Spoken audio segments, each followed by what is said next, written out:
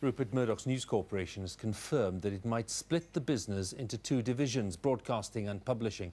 And this would allow the company to protect its more profitable television operations from its UK newspaper business, which is embroiled in the phone hacking scandal, as our business editor Robert Peston explains.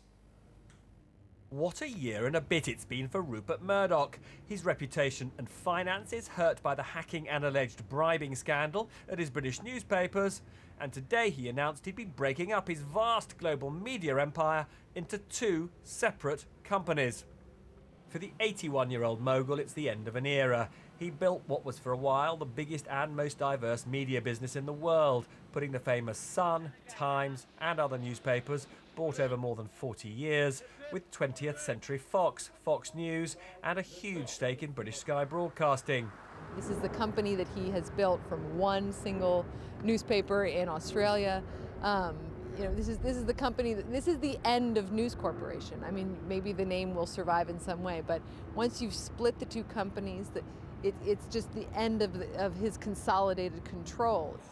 After the alleged crimes committed in the British newspapers, including the defunct News of the World, Mr. Murdoch now wants to put all his publishing interests into a new, separate company to protect his film and TV interests from taint. The hacking scandal in the UK has had a really big impact on the whole of News Corp, and in fact the hacking scandal is clearly confined to activities in one of the newspaper groups. So what part of it is the logic of preventing the reputational bleed into the other parts of the business, and that's obviously urgent, that's the catalyst. So what would the new companies look like in a business sense? Well, in the first 9 months of the current financial year, News Corporation's film and television interests earned profits of £2.7 billion.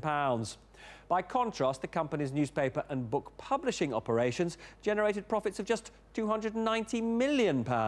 So it's a much smaller business, 90% smaller on that measure. What's more, film and television profits have been growing, whereas in news and publishing, they've been falling.